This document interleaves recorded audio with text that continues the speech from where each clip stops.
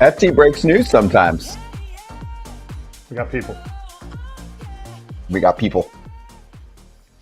Some people don't acknowledge that FT breaks news, but we do break news. Did you see this? Prospect call-up for the Red Sox. Another one. Peyton Tolley was a week ago? Yeah, a little more than that. Week and a half. Connolly early is starting tonight against the A's. Dustin May is expected to go on the injured list. Cue the early jokes that were in the replies. Very nicely done by FT fans. And for them, they're looking to fill the back end of their rotation, throwing things at it. Now. Oh, it's because they have so many guys banged up. Yeah. Well, with the rotation, I feel like they were one of the two teams that didn't go for somebody. Well, they went and got Dustin May. And that hasn't worked out. No. 5-something They traded ERA. for him, didn't they? They did. And I guess he's hurt. He wasn't doing it really when he was with the Dodgers either. So, I mean, if you're going for it, like filling the back end of the rotation, okay. I think they're starting rotations on thin ice, but the guys that are performing really well. I mean, everybody wants more depth, so I guess you can't really fault them for having depth, for not having that much depth, but this bullpen, they've been picking them up for a minute now. They are kicking it out there. Mm-hmm. And we'll see what he looks like. Hey, maybe his catcher will be Carlos Narvaez, who hit a home run yesterday after appearing on FT. FT Magic. Not bad. FT Magic. He was good. And so was Crochet, by the way. Crochet bounced back. Mm-hmm. Yeah. 7 shutout innings, 3 hits, 10 strikeouts in Sacramento after a rare bad outing for him. So some moves for the Red Sox, but props to FT admin breaking the news. Does it bother you when other places don't say, hey, credit to FT? Only because it bothers you. That's the only reason. Like, I'll take your cue on this, Scott. I just don't know. I don't know what the etiquette is. It just seems like a lot more to put in, like your tweet, credit. But I get it. Because you guys have explained it to me, I understand. Actually, you know the one that bothers me the most is when a place doesn't want to give you credit, so they give credit to someone else. MLB did that this morning when we posted it. MLB Pipeline posted. What did they do? They gave credit to someone else. I think it was Ian Brown. They're like, confirm Ian Brown's report or something like that. Nothing against Ian. It just, he was reporting from what we were reporting. And they were like, whoop, ignoring that. I mean, I don't know. It's not that hard to do it, but it seems like the right thing to do, but certain places don't want to do it. So yeah. What are you going to do? Did Ian Brown credit us? You're going to give me that kind of homework right at the top? Yeah. I mean, I'm not sure if... Like, if you tell me not to get mad about it, I won't get mad about it. If you tell me to get heated, I'm going to stick up for my guys at FT, our inside sources.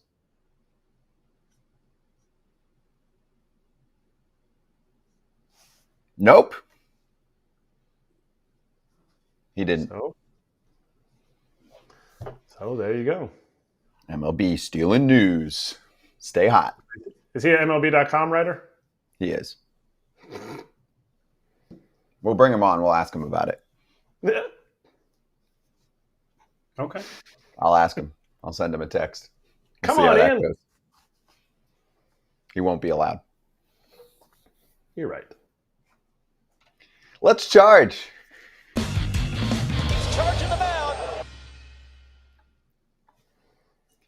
The National League East is over, and Aaron Nola's back? Question mark.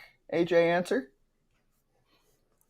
I said it was over a long time ago. I never thought it was going to be close. The Phillies are a better team than the Mets, and Aaron Nola, said would be in the rotation, and the way he pitched last night, if he keeps doing that, he will be. I don't know. I mean, Sanchez, Nola, Suarez, 1, 2, 3 is pretty good. Without, I know it's not Zach Wheeler, but it's still pretty good. Mm-hmm. Do you think he's back from what you saw last night, Kratz, or you need more? I need more. I need more. There's some balls on the edges that he was getting, which is good. Not saying you can't get those in the playoffs. It's just I need to see 3 quality in a row from him. And if you go back to the first inning of his last start till the 6th inning of this start, yeah, he strung together a lot of good innings. But he still had that one blow-up inning last start. And I don't see – I'm not about velo, but I saw a lot of good differentiation. Like his sinker was running a ton, and then his sweeper slider thing was running a ton, and he was able to land his curveball for a strike. So, yes, I think there's a lot of good signs. Am I convinced yet? No. And I think people watching the game would agree. I think it's a good sign on the Mets side when Nolan McLean didn't have his best stuff command and control-wise, and he still only gave up 1 run. I know it was a depleted Phillies lineup, which we should get into as well. 5 1/3, 7 hits, 1 earned run, 3 walks, 5 strikeouts, 91 pitches. There was a decent amount of hard hit contact, but no Trey Turner, no Alec Bohm. Bohm's got a shoulder issue. They're hoping 10 days. Trey Turner, hamstring strain. Grade 1, expected back for the playoffs, if not a bit sooner.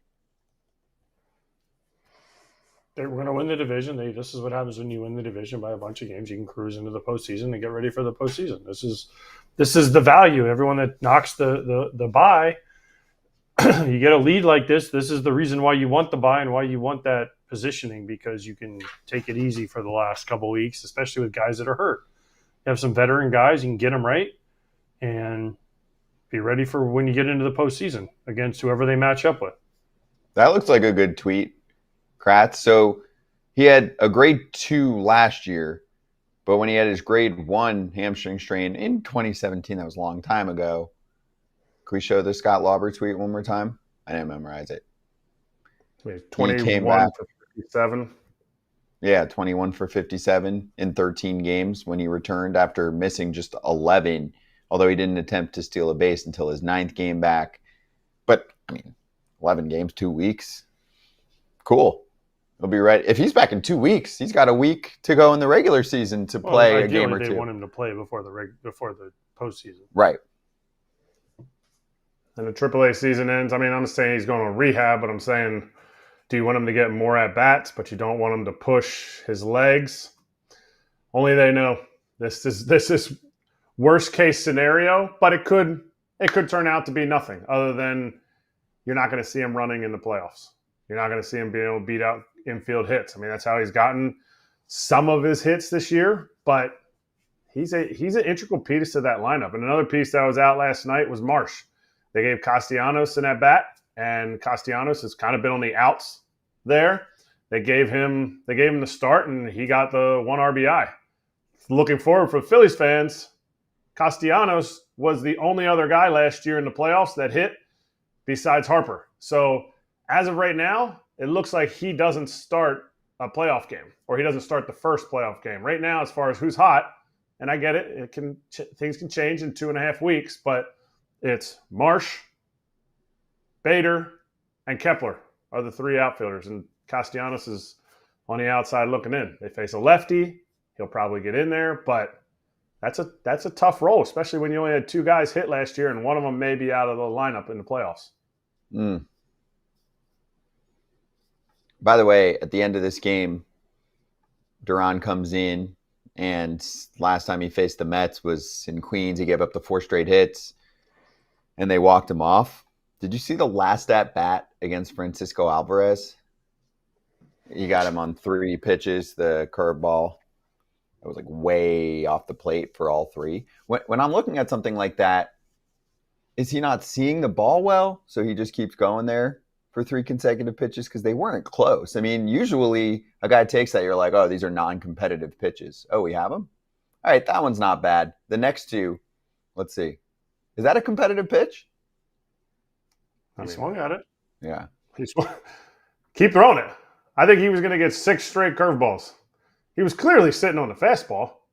He's not seeing the breaking ball in that moment, but you got to gear up for 102, and he was completely sold out. Pitch 1, 2, and 3. But the Mets could have tied the game had Ronnie Mauricio, who came in and pinch ran for Pete Alonso, not just had abysmal base running. He thought Castellanos was going to catch a ball that he was 20 feet from, and he only made it to third. One more note on the way out. Tyler McGill is likely done for the rest of the season. He got shut down again for the Mets. So no Tyler. Griffin Canning was done earlier this year. Frankie Montas out. Time for the kids. Frankie Montas, imagine that. He's going to miss another year. Surgery today. So that contract. Team will sign him for 2 years, $35 million, and he hasn't pitched. I mean, it's unbelievable. He's got a good agent. He's getting $34 million this year and last year, and if he didn't pitch at all, the Mets would have been better off. He was a negative player this year for his, 11 appearances or something. Maybe less. He has a history of being injured. He does indeed. He will miss all of next year as well. So playoff rotation looking very young for the Mets. That was positive for the Mets. Helsley had a good outing. Oh, that's a good point. There's a glass half full. Helsley just throws all sliders. I mean, I thought he threw 103, but apparently he just wants to throw all sliders. I don't know what happened to his fastball. They are hitting his fastball. It's because he never throws it. When he throws it, I mean, he throws it in predictable. It's like he's scared to throw it. I'm telling you, you got to adjust. You got to adjust to not just the organization and how they think you should throw, but also about like how you had success. So I'd love to look up what his percentage is and how much it's changed, because I don't buy the whole, he might be tipping now. Like, so he just picked up a tip. Like when he got traded over, they're like, here, do this, tip like this. It's not been going well, but last night he was nails. Mm-hmm. Giants are 3 games back, by the way, although they'll take on the Dodgers after they finish up this series with the Diamondbacks. The Phillies and the Mets continue this week. We'll hear what the Philly show has to say. You can give it a little subscribe on YouTube or check it out wherever you get your podcasts. And, of course, they're going to go over the bounce-back start for Aaron Nola. Ken Rosenthal, FT Senior Insider, coming up next on FT.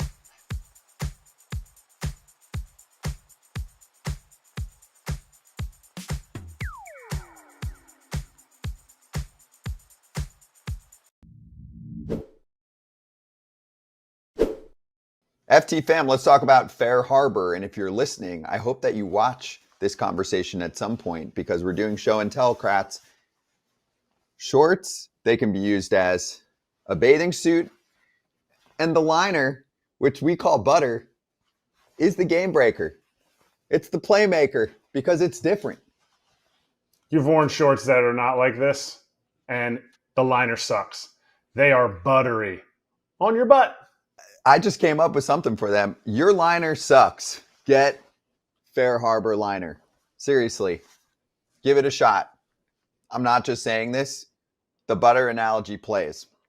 And FT fam, you know we're hooking you up. fairharborclothing.com/foul. 20% off when you use the code foul on your first purchase. Once again, that's fairharborclothing.com/FOUL for 20% off your first purchase, and use promo code FOUL. The Rangers believe Adolis, Garcia, and Corey Seager have a chance to play next week. This according to Jeff Wilson. Adolis possible at Houston, he said, and Seager on the next/final homestand. That would help. They're still in it. Nice, although they're playing better without them all. That is true. Is that weird? Energy.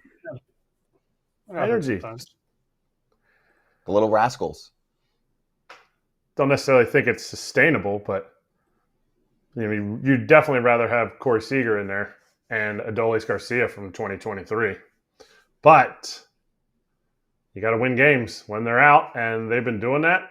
But if they're available, if they come back and they have 3 games left in the season and they're available, sorry, little rascals.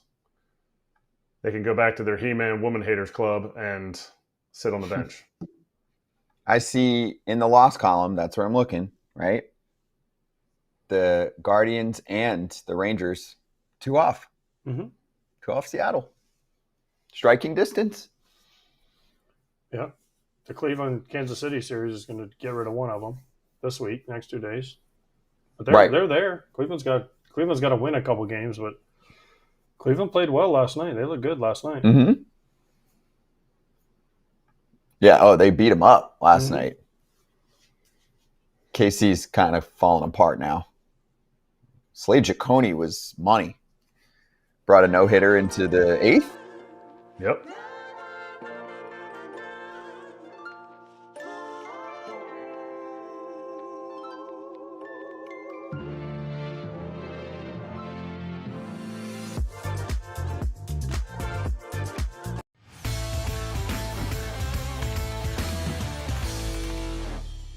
FT Senior Insider Ken Rosenthal is here for the Inside Scoop. Ken, let's get to an article that you put together yesterday with Evan Drellick on Stu Sternberg selling the Rays. It sounds like that's all happening, but he's still going to be involved. Is that true?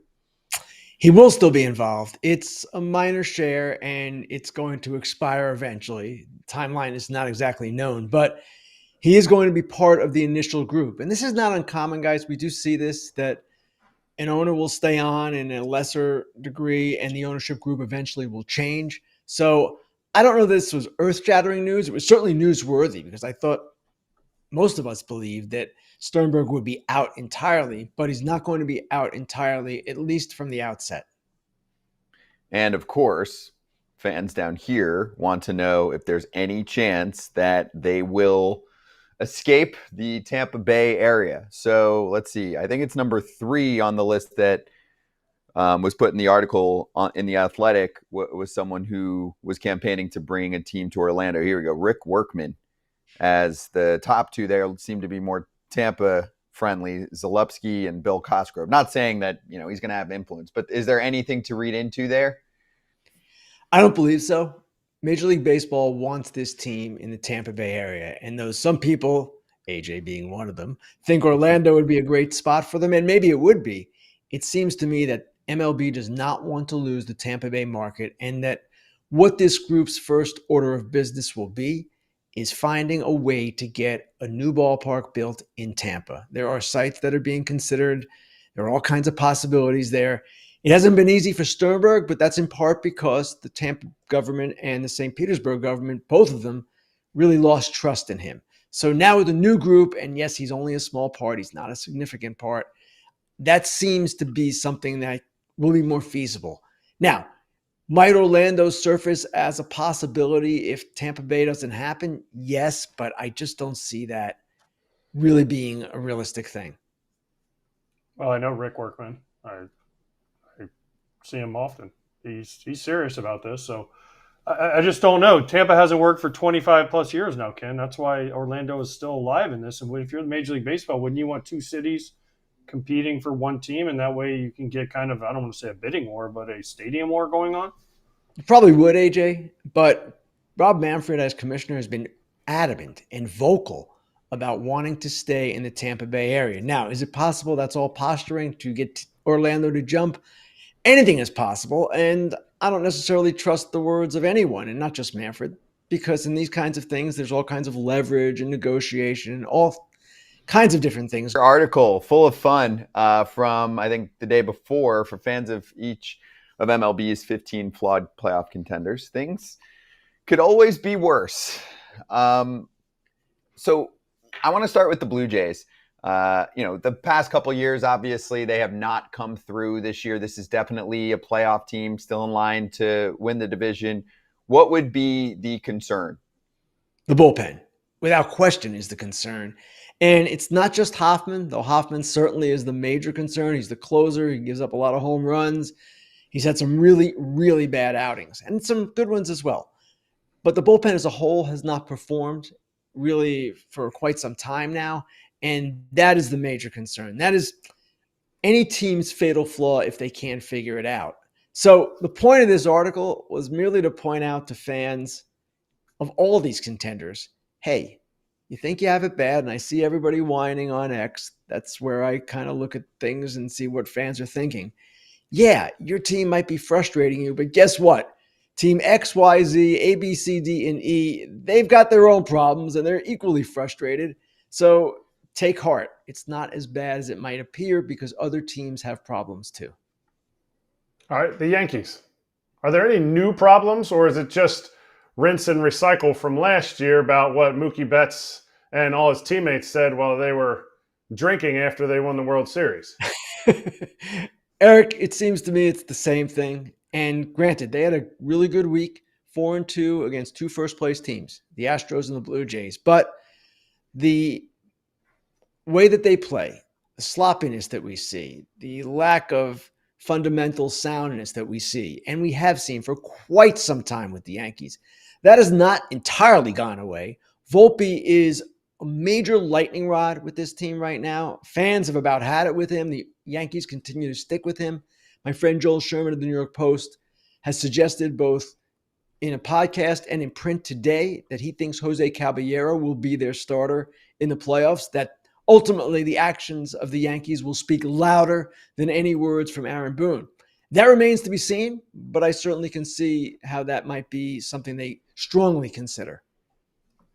Ken, I'll take us to the Padres. So now they've won 3 in a row. Michael King is starting tonight. So King is back. Do you feel differently about the Padres in the past few days, especially if King is here to stay? If King is here to stay and healthy and good, yes, that's a much different equation than we've seen from them with their starting pitching in the last, couple of months, really. What I like about the Padres is their schedule. It's one of the easiest remaining schedules, and they're home again now. They always draw momentum at home. And if offensively they can get it going, and it's kind of curious that they haven't in a bigger way. Tatis is one of the questions, and all these things have happened. He's been better the last few days. Their bullpen is still a lockdown bullpen, even without Jason Adams. So I don't rule them out in any way, shape, or form, one, for the division title. And if not the division, maybe they catch the Cubs for a higher seed of the wild card and host a wild card series. So everything seems to change by the day this time of year, actually all season long. The Padres seemingly are on the upswing. We'll see if it continues. Ken, what about the Mets? Will the Mets really start 2, maybe 3 rookies in their rotation if they get to the postseason?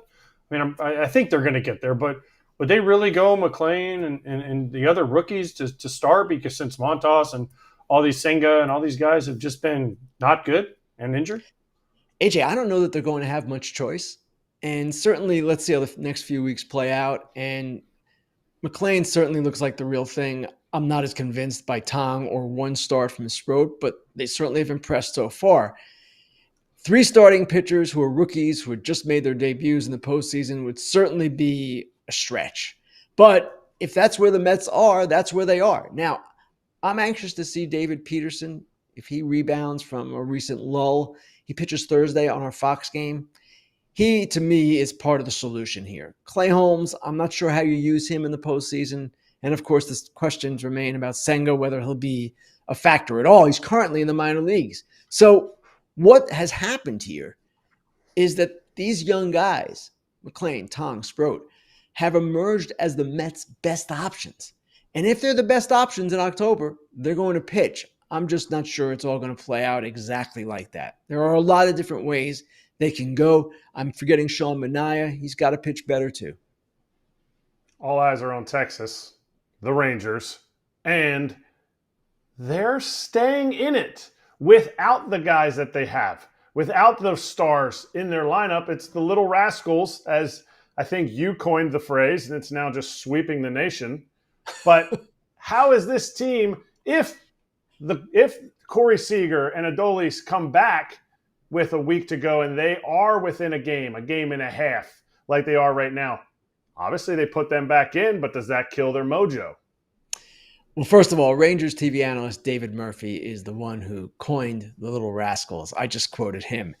Now, we all know what's going to happen if Seager and Garcia come back. They're going to play, and they should play. And I heard you guys talking during the break about how you're not sure what these younger, less experienced guys are doing is sustainable.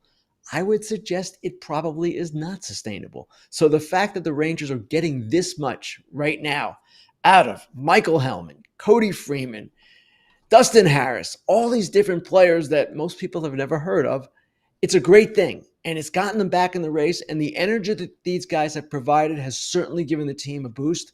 But you're not going to sit Corey Seager and you're not going to sit Adolis Garcia. Those are 2 of your mainstays, Seager in particular, of course. And The good news for the Rangers is they've gotten to this point. They've hung in there without those guys, at least for the last week or so, 2 weeks or so. So that's great. Now the question is, once they come back, can they keep this roll going? And yeah, I guess you might lose a little mojo, but you still want Corey Seager. And by the way, Ken, we had Sean Armstrong, Rangers reliever, on yesterday, asked him about Little Rascals. He didn't know about it yet. So he was excited to tell teammates that the TV broadcast is calling some of the youngsters Little Rascals. We'll have Josh Smith on later. We just happen to have back-to-back days with Rangers guys. So we'll keep you posted there on the important nicknames that are changing things. But they have competition. In the loss column, you also have the Cleveland Guardians, 2 back. They have a Royals team that's stumbling right now. They beat them up yesterday. Then the White Sox. Then Tigers team that's playing very mid lately. Twins playing terribly. Tigers, Rangers for the last 3 games of the year. Chances for Cleveland. How interesting could this get for them? It's funny, Scott. I don't care for Cleveland. I don't think they're good enough to get there. But you know what? They keep hanging around. And they are a team that has some starting pitching. And certainly at times with Ramirez and Kwan and everyone else, like last night, can put some numbers up. So I don't see it. I don't see the Royals either. To me, the one team with the best shot of catching Seattle is Texas, because Texas has outstanding pitching, even without Evaldi right now. But you know what? Hey, I can talk all I want. People like me can talk all we want. It's what happens on the field that matters. And if the Guardians do it, all power to them. Nice. Okay. Well, we'll see. That's decent looking schedule there. Let's stay in the American League Central and talk about a team that's not in, that frankly looks like the worst team lately in that division, the Twins. But the bright spot has been Byron Buxton. Ken, my question for you revolves around Buxton's incentives in his contract. I remember at the time when he signed that long-term extension, it was very tied to MVP voting, and not just winning it. It depends on where he places. I think from 6 to 10 on MVP voting, if he finishes in that spot, he gets $3 million. What do you think of this incentive? I don't think there's anyone else in the league that has it this tied to MVP voting. And are you okay with it on the writer's side to be influencing this kind of money? I'm not in love with it. It's something I'm pretty uncomfortable with. Now, you can argue that this has always been the case. Our votes influence a lot of different incentives. Maybe this is a little bit more extreme, Scott, as you point out, but Hall of Fame votes too. A player who gets elected to the Hall of Fame can make money on the outside that he might not make otherwise. It's all part of it. Do I love it? No. And there are some newspapers that do not allow their writers to vote because they fear the conflict of interest. They fear the worst case example. And let's play this out. Byron Buxton needs X number of MVP votes, and he gives money to a few writers to put him 9th or 10th on the ballot. Now, this has never happened. I don't expect it ever will happen. It would be the highest breach of ethics imaginable on both sides, but that is the worst case scenario. So it's not cool. I don't like it. I don't also know how to get around it. Now, you could say, hey, we shouldn't vote at all on these awards, and that would end this. Yes, but that's part of the fun of the job. It's actually part of the responsibility that some of us get. And for the most part, 99.5% of this is cool. So that 0.5 is not cool, but at the same time, I'm not sure it's ever going to change either. Players have to put up the numbers. But a player who's affable and very connected, when Ken Rosenthal comes in, if Byron Buxton is like, whatever, then maybe your vote is a little swayed. I'm not saying, because you're human, and it's how writers and just people interact. It's hard to differentiate when somebody's being nice to get Ken Rosenthal's votes and when somebody's being genuine or isn't afraid of losing votes, and they won't say what they're supposed to say. Well, the one thing there, Eric, is that the way the game has evolved, with so much attention on statistics and advanced metrics, everything is in front of us. I don't know that any of us is swayed by a guy being nice to us or a guy not being nice to us. Now, sometimes you will see a vote from, say, a Kansas City paper for a Kansas City player that might not be in the minds of some justified. I'm just using Kansas City as an example. It could be New York, could be LA, could be anywhere. You'll see that. But often that is because that writer sees that player more than he sees anyone else and has a better appreciation for that player. Now, as far as the niceness thing and that idea, I will tell you this. Eddie Murray once threatened to sue me when I was in Baltimore. He didn't do that actually, but he threatened. I still voted him first ballot Hall of Fame. I don't care what guys think of me, whether they like me or not, or whether I like them or not. That's irrelevant. What's relevant is their performance. And I believe strongly that almost every writer feels the same way. It's not something where, hey, man, I'll give you an interview and you give me a... No, it's not happening. Oh, I didn't know about the Eddie Murray part. That might be a inside dish for another day. It never went anywhere. He threatened. I wrote some stuff, and it is what it is. Not the first time I had a problem with a player. It won't be the last. I mean, just it's part of it. Yep, understandable. Well, Ken, good stuff. Thanks for the insight. Appreciate it. We'll catch you on Fair Territory Thursday. Thanks, guys. Fair Territory with Ken and Alana Rizzo. Questions? Bring them for Grill and Ken on Thursday's live show. Let's bring it back here just for a second because I'm curious to get the take from both of you. Would you be okay with this if a contract was offered your way and instead of some guaranteed money? Obviously, there's guaranteed money in the contract, but what if they were like, hey, Byron, and I get it, he was hurt a lot. This helps incentivize him playing and performing well, but you just don't see this often. So if he finished 6th to 10th in AL MVP, which I actually think he's going to, he gets an additional $3 million. He can earn up to $8 million if he actually wins the MVP award. And then there's incentives for plate appearances. That's more common.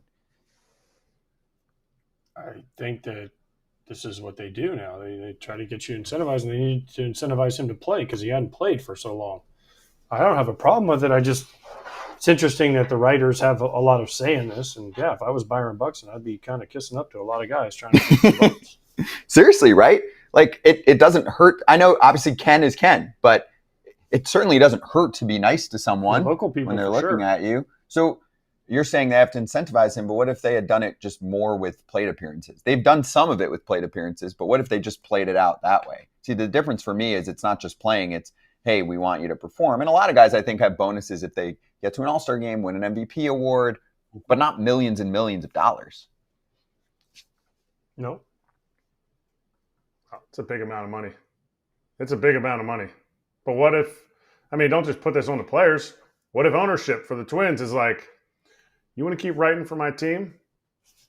You are not voting for Byron Buxton in your top 10.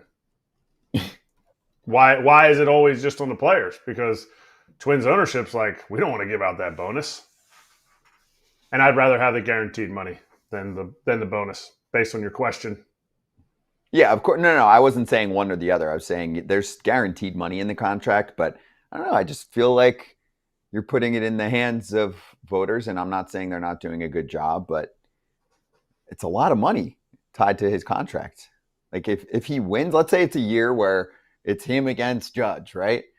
And it's neck and neck. He could have $8 million on the line. I know money's money. Usually it's what? Maybe you win MVP, you get 250, 500. I feel like those are the kinds of dollars I've seen. Still great, but just throwing it out there. All right, let's swing back. We're going to go over another near no-no for the Dodgers.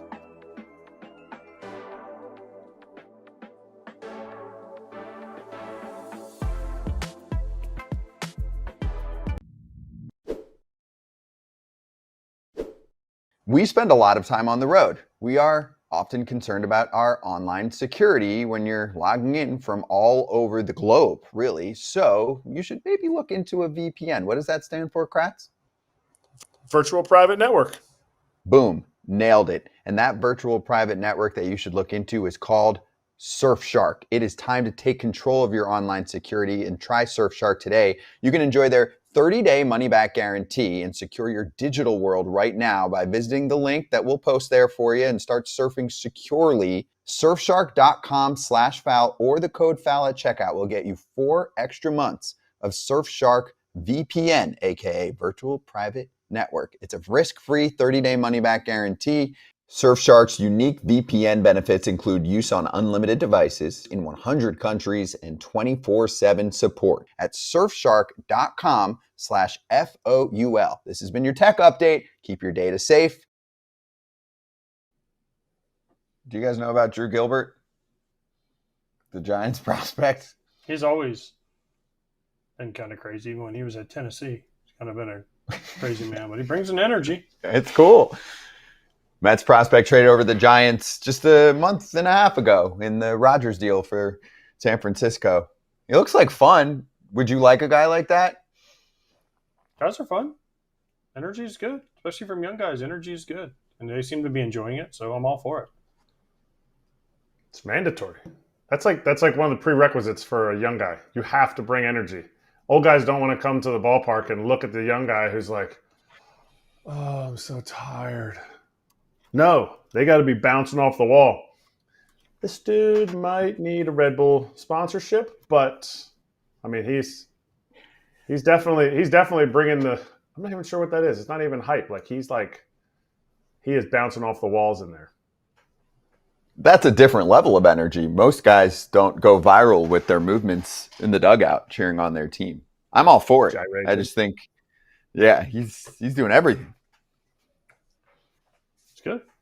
People seem to like it. His teammates don't seem annoyed with it. I mean, Matt Chapman's in there going with him, so I think it's good. You like that better than the reliever, I'm forgetting his name, on the Marlins, who hits himself? Oh, I mean, this is genuine, it seems like. Yeah. Tyler Phillips. Tyler Phillips, yeah.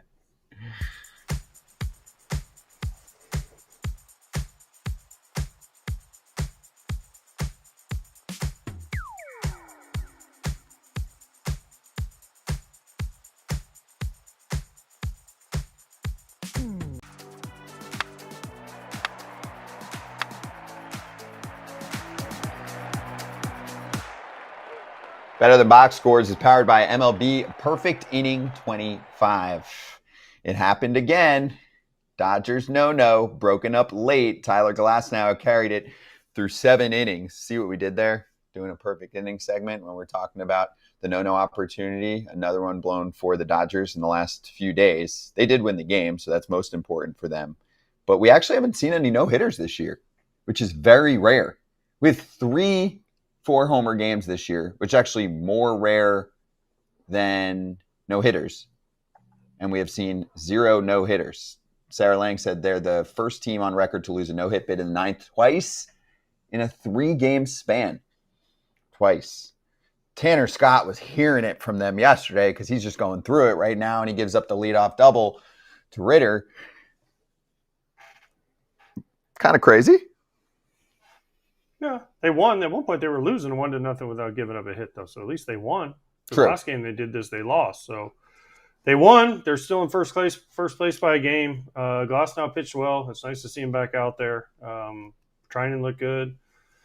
Listen, they got to figure out Tanner Scott, or else they're going to have to put Trinan back in the 9th inning. But other than that, I mean, yeah, it was a good outing. And as far as no hitters go, they're just, you never know when they're going to happen. You can't plan them, so they're just luck. A lot of times, it's just luck. Sucks for Ben Rortvedt. Ben Rortvedt was with this team for a minute, the catcher for the Dodgers, who got picked up at the trade deadline as kind of like a no-nothing pickup. Came up when Will Smith originally got hurt, and then Dalton Rushing squared himself up on a foul ball, and he was thrust right into the game. And in 3 days, he's been behind the dish, and he's called 8 innings of no-hit baseball, and he didn't get it through the finish. I don't know. For me, that's tough. AJ's got no hitters, perfect games. I never caught one, and I think that's something to put on your mantle as a catcher. And Rortvedt, man, I get it. He's not going to take Will Smith's spot, but to come in and call a game, that is ridiculously huge for a team, especially when you've been there up in the big leagues with them for like a week. You know, the last time we went a full season without a no-hitter? It's been a while. In the 90s? 2000s, but it's been 20 years. 2005. And at this rate, last year, only have a few weeks left. Was that the last year before the testing?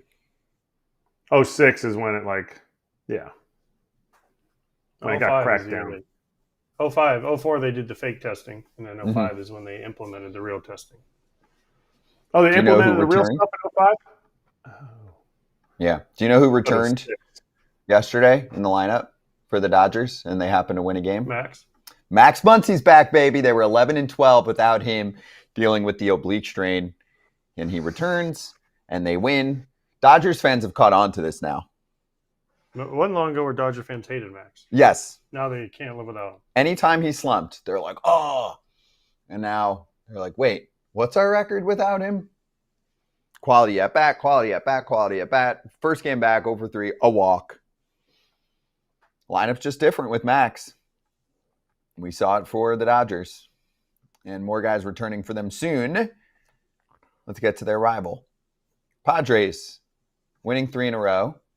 Down by 3 yesterday. Pull a walk-off sac fly from Fernando Tatis Jr. 4-3 win. Jackson Merrill had a huge 2-out, 2-strike, 2-run triple off Brent Suter. And that was hanging in the air for a while, too. For your boy Suter B, Kratz. Some grab that. Gotten caught? Is that what you're saying? I didn't look at catch probability or anything like that, but some grab that. They were close. I think it was TJ Friedl out there in center who was closest to it. But they were close. Now Michael King returns for them to pitch. And I want to take us back to the first inning of this game. Leadoff home run, TJ Friedl. Here it is. Knuckle curve, Darvish, middle, hanger. He bangs it out. Now, after this, they had a long conversation. You see the pitchcom involved.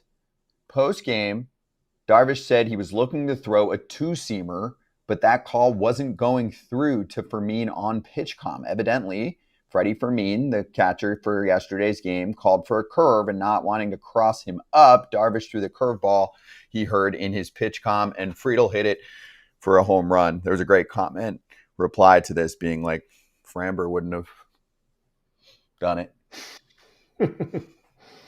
True. But anyway. It was a great at-bat by Friedl. It wasn't like it was one pitch. I mean, it was like the 10th pitch of the at-bat, too. So he had seen pretty much everything. So he hit it right into that short porch. Pitchcom is a thing now. It's a real thing. Every game I call, there's at least one pitchcom timeout where someone can't hear. They forget to charge the batteries or something. Mm-hmm. So it's a thing. It's part of the game now. Nola didn't use it last night. It was the craziest thing. I turned the game on and I started watching. Nola was just using – it was like I was thrust back into the 90s. Real Muto was back there. I wonder why. I really would love to know why. I don't know. Nola's sick of it. Maybe he sweats too much, and I don't know. But there's always – how does a pitchcom not work? Like, how does it not work so often? It's crazy. Michael Kay said the same thing the other day on the Yankees broadcast. But, I mean, it cost Darvish a home run. Like you said, it was good AB. They won the game. But if this comes up in the playoffs, it's going to be Why didn't Darvish call timeout? Why did he have to throw the pitch? Why didn't he just call timeout? I mean, it's one of the dumbest things I've ever heard. Why not just call timeout and say, I can't hear? It's not the pitchcom. Now, if you want to say the timer caused the home run, maybe. Like, he was up against the timer, he didn't want to step off or get a ball or whatever. Yeah, I get it. Like, but to me, it's more up against the timer. Like, you don't have, if you're really convicted on a pitch, especially early in the game, you haven't found, catcher and you haven't found the rhythm for that game, what's working, you know what you want to throw. You'd just be like, you'd step off and then you just go like this. But now with the pitch timer, you can't do that. You pitched or you caught Darvish, you would have been like, dude, call timeout, we'll fix this, right? Yeah. Pretty easy.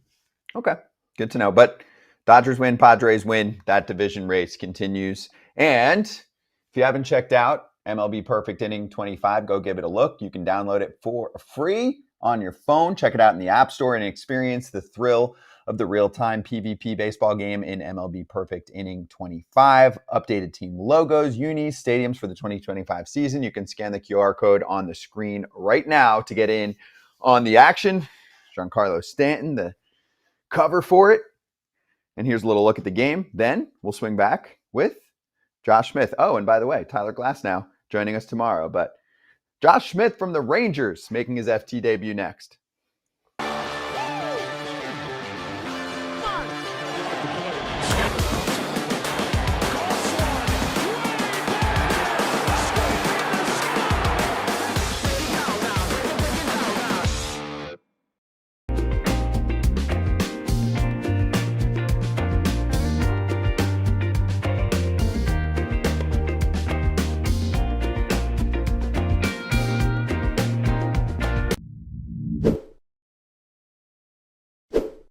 Time for your weekly Arena Club segment where we see what AJ pulls from a slab pack. And here we go. Pulling a little Emerald pack this week, AJ. Looking for something big. Always. I'm always looking for the big thing. Next big thing, Scott. Big money, baby. Yep. No whammies. We've got a Dave Winfield card from 1974, a 74 Topps card from this Emerald pack. Estimated value $300. Mm-hmm. You could sell it back for $270. Sold. I feel like you're into more of the current players. Would that be accurate? No, you like legends? In my showroom, I have a Robin Yount. I have a Griffey rookie card. Oh, I think. That's true. So, I have some older vintager players. Bob Gibson. Oh, yeah, you have Gibson. So, I disagree, Scott. But Dave Winfield, for that amount of money back, I'm reselling it. And if you want to get your own pack or new card, you can get 20% off your first slab pack or card purchase at arenaclub.com/foul. We're going to talk to Josh Smith of the Rangers in a moment. Let's cover the rest of the wild card race in the American League. We touched on the Guardians. Mariners win. They need to win games, so they won 4-2. They were trailing 2-0. Burleson came back and hit a home run. Then they had the 4-run 6th inning. Brian Wu pitched well. Mm-hmm. This is why you trade for Josh Naylor. You had a 2-run gapper. That was really the difference. And he stole third because Josh Naylor is a speed demon. It's like do they not see him? No, you forget about him and he's getting great jumps. Yeah. It's kind of, he just knows what he's doing. He's timing these guys perfectly and they look at him, they're like, he's not going, even though they see the numbers, and then they just go. Dave McKay, go back and look at Paul Goldschmidt's seasons he used to have in Arizona, and he would just rave about Dave McKay. Rusty Kuntz over in Kansas City. Those dudes get guys bags if you want to take them. And Naylor clearly learned it, and he's come over to a team that doesn't run that much, and he took third. Next pitch, sac fly. That's winning baseball. Yeah. That was the whole game, that inning. It started with a Julio Rodriguez RBI single, started the scoring. Polanco had that sac fly. And Rangers close it out. 4-2. They're also 2 games back at Houston, so they're still in that race as well, but they've got to hold off, this charge from the Guardians. 9 strikeouts for Wu, by the way, over 6 innings. He's had a really nice year.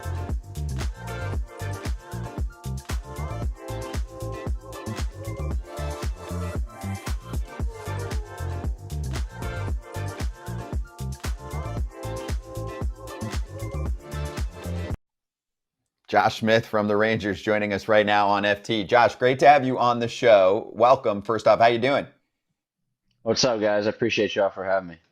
Yeah, thanks for coming on. And you do have a lot to live up to here for the next 10-ish minutes because your teammate, Rowdy Tellez, comes on this show somewhat frequently. And we're like, hey, give us the name for the Rangers that we need to bring on the show. And he didn't really hesitate. He was like, Josh Smith. Josh Smith's the guy. So why do you think he said that? Yeah. Well, I would probably say I got to keep it a little bit more professional on here since we are live and on television. But in the locker room, it's a little bit unfiltered. So I'd say that's probably why Rowdy had me as a first option. Unfiltered in what way? Like we just showed a highlight of Troy Gilbert. Like that's pretty unfiltered and like out there, maybe borderline like R-rated. Or what's the unfiltered part of it? And have you always been that way, even as a rookie?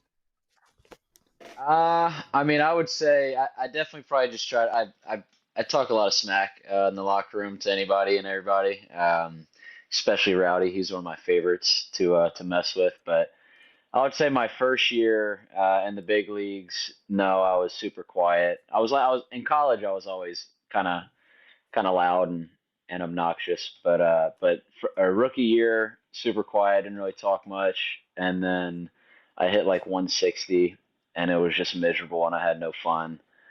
And then I got sent down, so called back up. And in 2023, um, I would say I kind of opened up a little bit more, and we won the World Series. And so I just kind of kept it going and kind of just talked smack to everybody.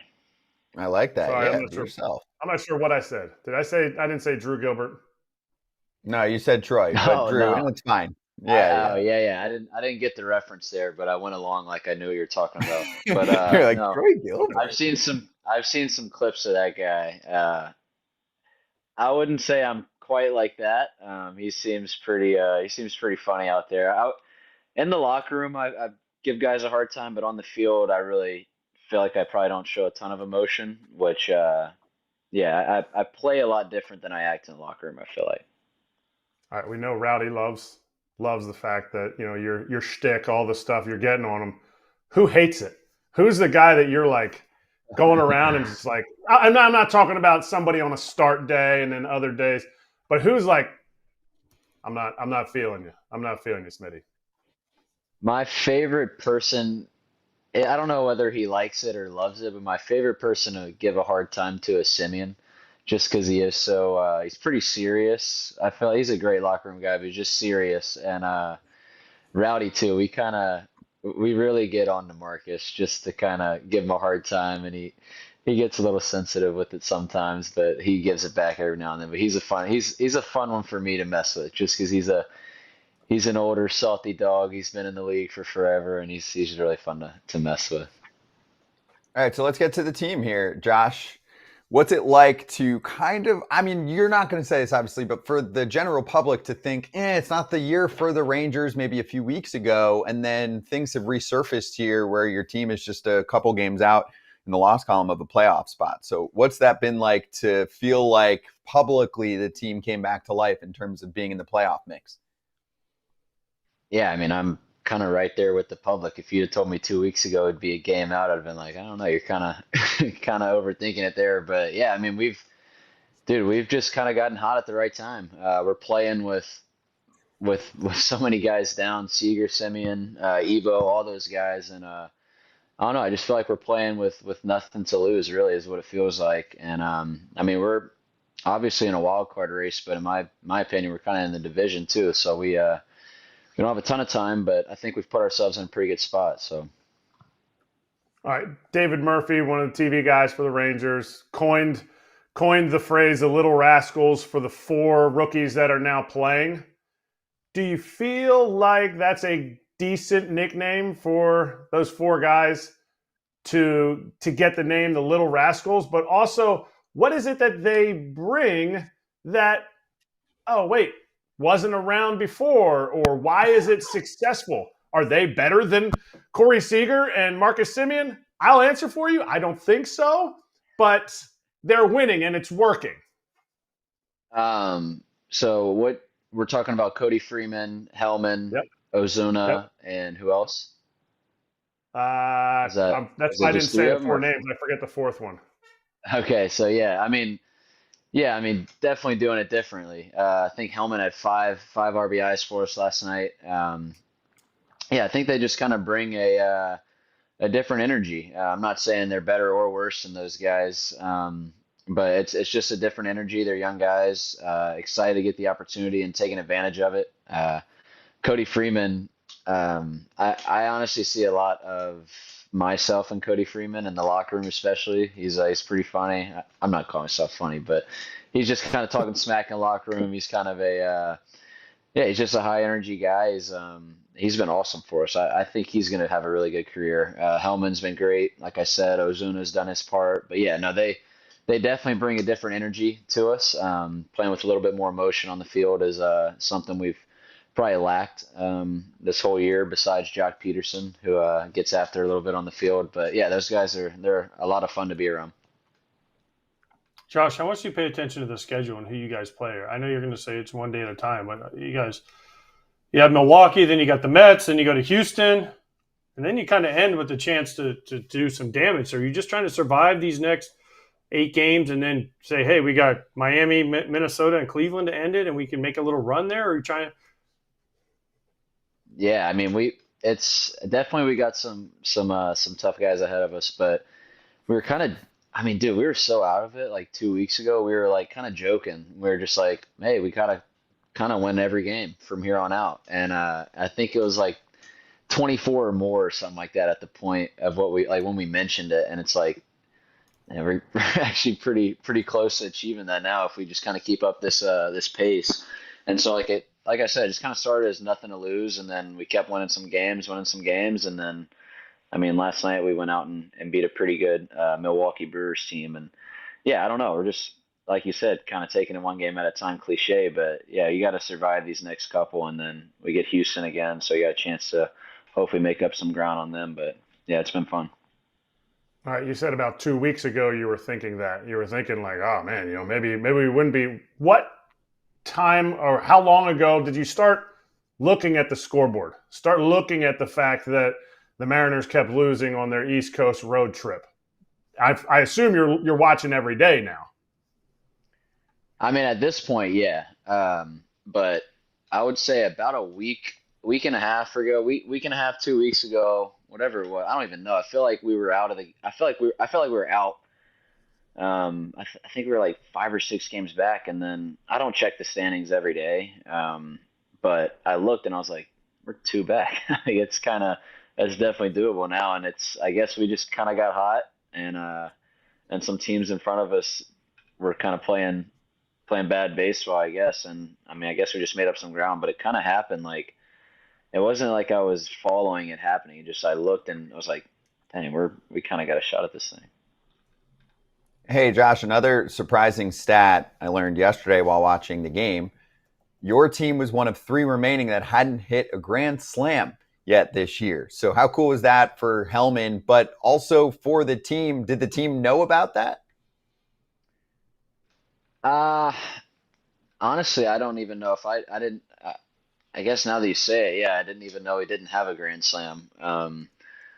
But yeah, no, that was huge, especially for Hellman to do that in that situation against a really good team was sweet. But man, our ballpark has been. I'm not making excuses for lack of home runs, but like it's just kind of not that surprising that we haven't hit one, just because I feel like the ball hasn't really been flying all that crazy out of our park. So I guess that gives us less of a chance.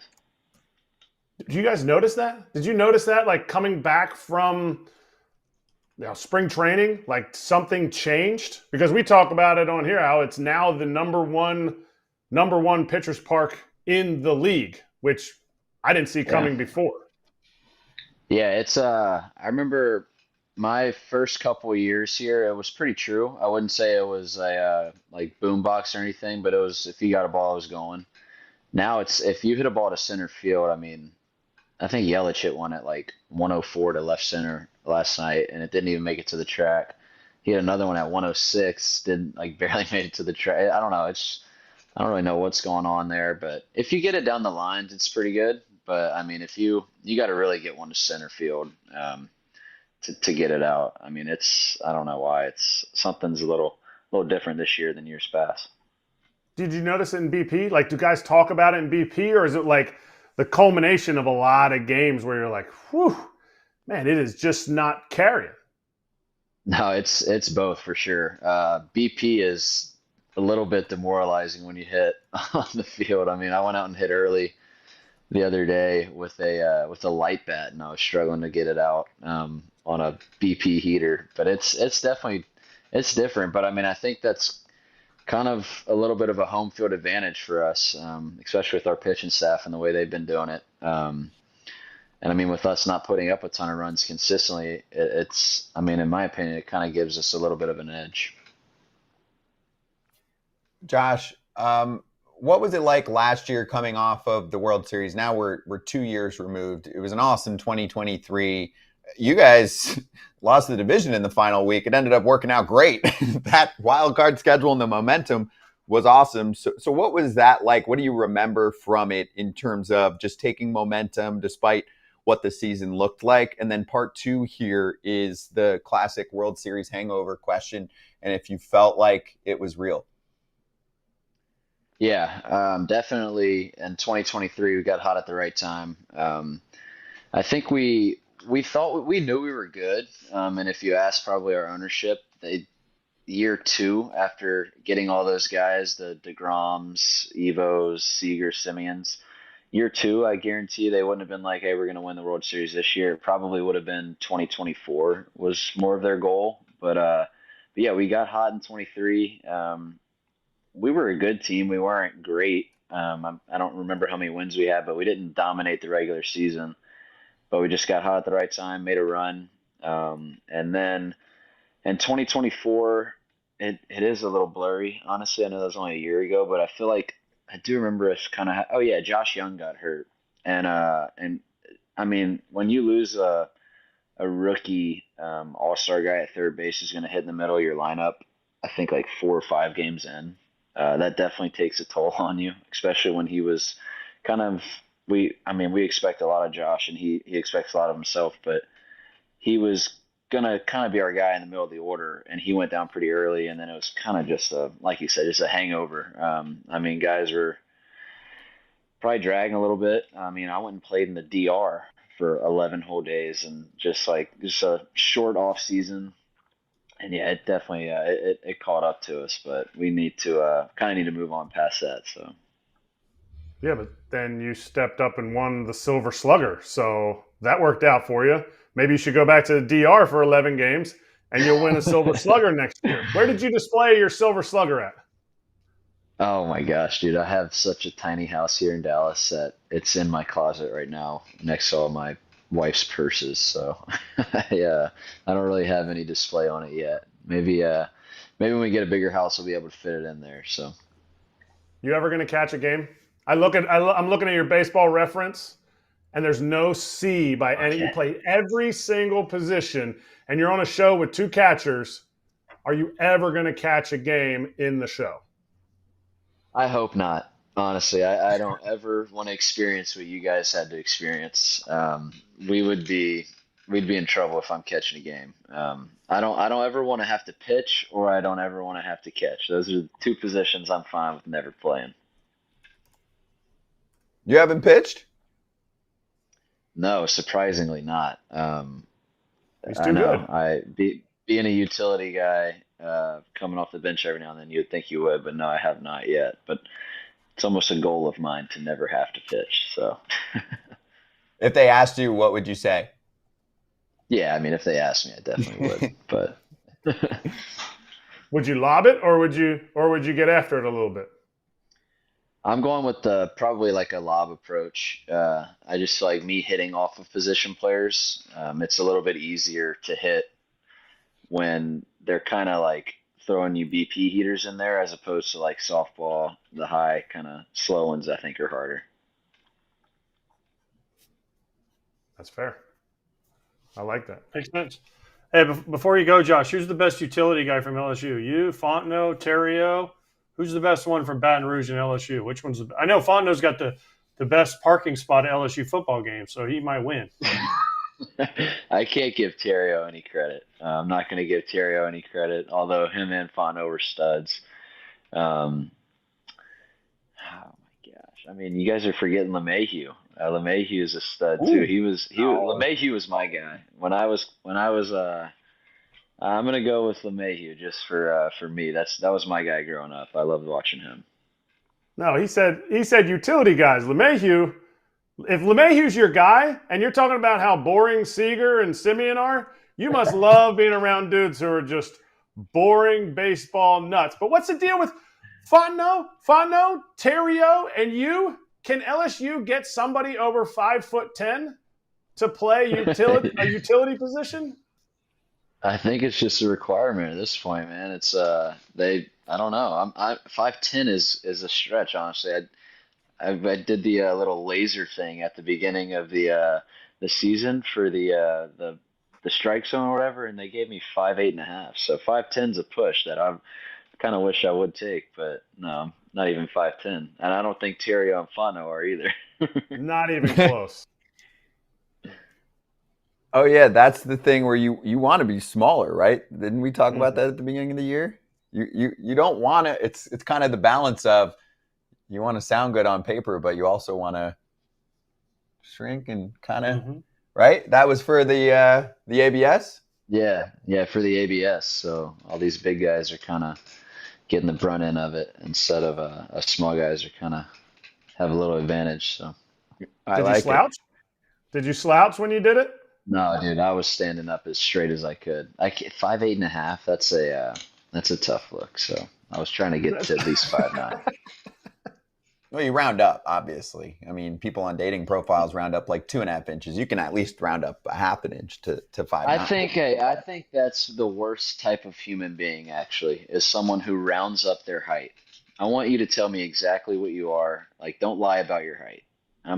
If you lie about your height, you have a little bit of insecurity to you that makes me not trust you as much as another person who tells me exactly how tall they are. Wait, but if you're 5, so what's the line? You have to do halvesies? I mean, dude, 5'8.5" is a lot different than 5'9", in my opinion. So, yeah. Say it with your chest. Do you agree? Yeah. I mean, I don't have that problem. I mean, I'm 6'3.5", and people ask me, and I say 6'3", 6'4". I don't know. Yeah, you could say 6'3", 6'4". But when you're 6'3", 6'4", it's not a. I mean, those are both pretty good. When you're 5'8", 5'10", that's a big 5'11". That's a big difference. So.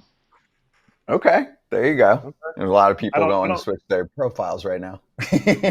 Nobody can switch your baseball reference page, and we joke on the show, but it's kind of serious. We talk about FT Magic. The last 2 guys that have come on that have been 1 home run behind me in my career end up getting a home run pretty soon afterwards. So enjoy your home run when you cross home plate. Just remember you tied one of the all-time great 4A players with 31 homers. I need it, man. It's been about a month and a half now since my last one, so I could really use one. It's coming. Good luck. There you go. Very good. What? Now you know you got to pass Kratz, so that makes sense. Josh, this was awesome, man. Yeah, it totally lived up to it. This was really fun. Hope you enjoyed it. Thanks for swinging by, and good luck the rest of the way here. We're following closely. All right, guys. I appreciate it. Thank you all. Thank you. That's Josh Smith of the Rangers. FT Fan will be right back to talk about the potential shrinking of the 162-game schedule.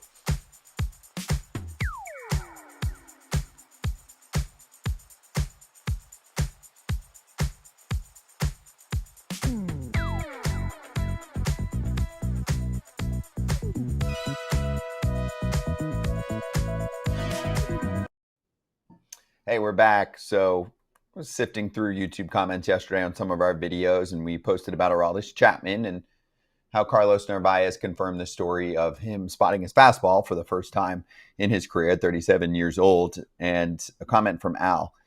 If I'm not mistaken, I don't think Chapman has ever had a major arm injury. I think he had shoulder fatigue, but that's about it. His mechanics are great, and his power comes from his legs and great extension. I mean, just to be a pitcher and be healthy for that long in your career is an anomaly. He also is somewhat of a power lifter, so that stands out too. I mean, he's just a freak, isn't he?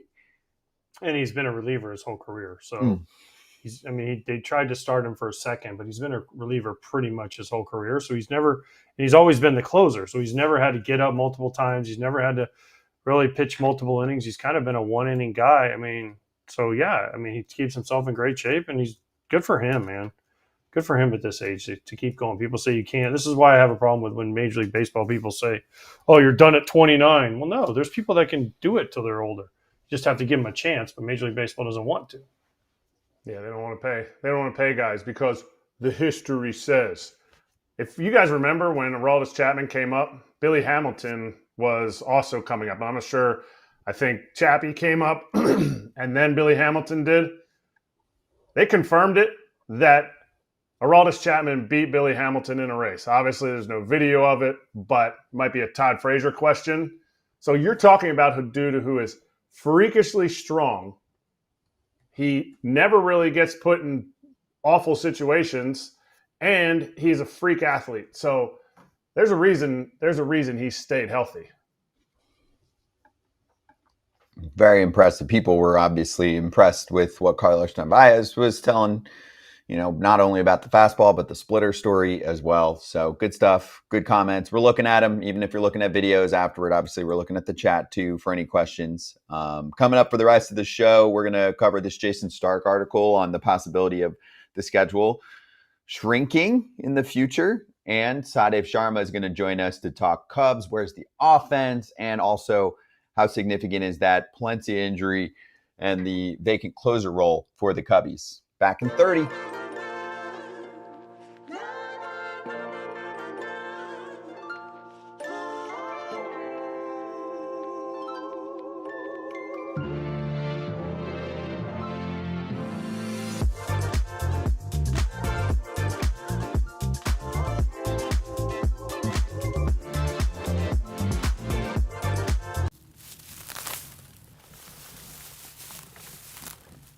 In the weeds, this one had been in the can for a minute, and we finally have some time to unravel it.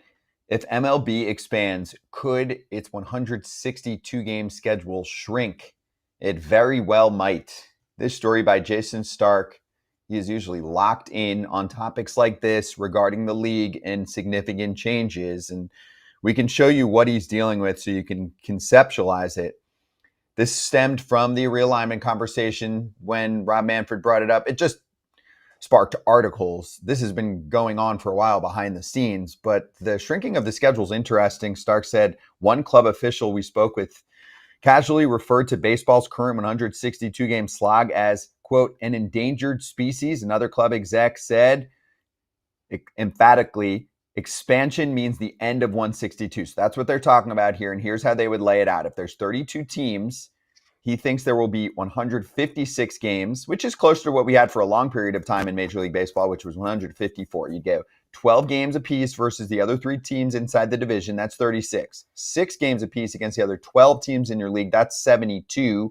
That gets you to a total of 108. Then 3 games apiece versus the 16 teams on the other side. And now we're at 156, and that's the number. And that would give you 2 series a week for 26 weeks, 52 total. It would give you an average of at least 1 off day per week for each team and give you the 156 game schedule. Now, it's something that's happened in the past. We had 154 for a long period of time, and then as we expanded, we went to 162. The article talks about $1 billion per year for the last few years of players on the injured list. But let's start with the overall topic of 162 to 156. Are you for it, and do you think it happens? I don't think it happens. I mean, people have been talking about shortening the schedule forever, but I don't think it's going to happen. And here's the thing about this 156 number: where are they going to make up the money of the 6 games? That's why are the players injured? Because teams are so non-hesitant to put guys on the IL. That's why they just throw him on the IL for 10 days. What's the big deal? He'll be ready in 10 days. Come back. It used to be you tried to avoid the disabled list. Now you're on the injured list all the time. People are like, oh, I'm a little bit tired. Okay, you can go out. You can take a 10-day vacation. That's the difference. Why they're losing all this money is because people are just more willing to go on it now. Yeah, and they're willing to push the limits and throw their first pitch of the game at 100 miles an hour instead of pitch through the game. But if you look at the Padres, I think one of their large draws, they're spending a lot of money in a, quote, small market, is the attendance. They're averaging right around 40,000 at $107 on average is your ticket. If you cut out 3 games, they're going to lose $12.84 million. I don't think, because they get 3 home games and 3 away games is what they would lose in their schedule. I don't think you're going to find a direct correlation in your players playing 6 less games and staying healthy enough to let an owner say, yeah, you know what? I'll get rid of $13 million. No problem. Okay, in the article, he said, can this sport create additional October inventory? Sure. It could turn best of 5 series into best of 7s. It could go from 12 playoff teams to, earmuffs for some of you, 16, which creates 8 best of 3 first round series compared with 4 under the current format. And he reminds us that during the last labor negotiations that were done in 2022, the league proposed expanding the postseason to 14 teams Just like the NFL, it was rejected on the other side. We have obviously added a wild card spot, so we now have 3. We've got the bye, so we've got a little bit of different action than we saw for a long period of time. Could we expand that and make up the money that way? I actually think if we did expand the playoffs that way, I'm not saying I'm for it, but if we did, Kratz, you would make up the money. The playoffs is where the money's at. You lose a handful of regular season games. You can make up for that if you expanded teams and expanded series in the playoffs. Okay. Does that increase competition? I think the biggest issue between owners and players is competition. Players want every owner to be competitive. If we let everybody into the playoffs, which I get it, I'm being over dramatic, and when we expanded, it's been great for the game, an extra series, all that stuff.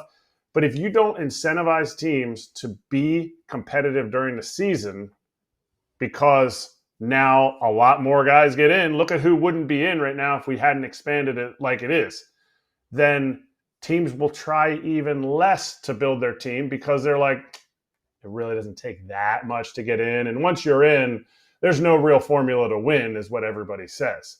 So I am against that. And I also think the 162 to 156 is negligible. It's negligible. Cut spring training down. Expand. If you really want guys to stay healthy, expand the roster. Don't have guys take such a workload. Maybe those are things instead of depriving fans of 3 less games at their home field. This is a business, and having fan bases involved as late as possible matters. It's mattered a ton with even 1 extra wild card. If you had at least 1 extra playoff spot per side, look at how many more fan bases are excited right now. And how many more teams don't try? Well, you still want to make it to the playoffs. Yeah, okay, but let me ask you. You're saying not trying hard enough. It's got the Bulls every year. They make the play-in game. Are the fans excited because, hey, we get to go to the play-in game and lose every year? No, they're not. You want to have a legitimate chance to win the World Series, not just get to the play. Hey, we got to the playoffs. You think the Braves were excited for all those years they won the titles and they only won 1 World Series? Yeah, it was cool, but yeah, even the Braves fans stopped showing up because they got in so often. There are also way less upsets in the NBA than there are in MLB. You have a better chance to make a crazy run. I mean, we only have to go 2 years back. 2 years back, nobody had Rangers Diamondbacks meeting up in the World Series when the playoffs started. But yes, I agree with what you're saying. But if that's what you're saying, you're defending my argument. Is organizations don't spend on players to get the best players out there because they realize that a team like the Rangers can make a run. They feel like the Diamondbacks can make a run. And now look, the Diamondbacks have spent money and they're not in the playoffs. So incentivizing teams to need to be competitive for all 162 or all 156 should be paramount in these contract negotiations. Okay. I still think that if you keep more fan bases involved, it's going to make them more money. We've seen that, right? If we go to the older formats, I mean, you have fans right now that are still following what Cleveland's doing, what Kansas City's doing, what San Francisco's doing. They would have been long gone. And some of those fan bases, even the Rangers and a player on the Rangers and Josh Smith, thought they were done already, and now they're back in the mix. I'm not saying I want this, but just presenting the case that if you did add even 2 more playoff teams, the league has spoken. They want it. They want 14 teams, and that's with 30. Why don't we just let everybody in? Everyone in the playoffs?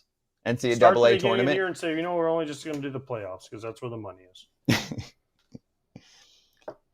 So you don't think this will happen? You don't think it'll go to 156? Because the owners always get what they want at the end of the day, except for a salary cap so far. They've gotten everything else they've wanted, and they can do it without even arguing about it. Really, they can just basically they'll say, "Oh, we'll give up a salary cap, but give us 22 teams in the postseason so we can make more money, and you guys just get nothing out of it." How about that? Yep. Well, it's all players posturing. make more money if they're in the playoffs. Players make more money if they're in the playoffs. No, they don't. They get playoff share.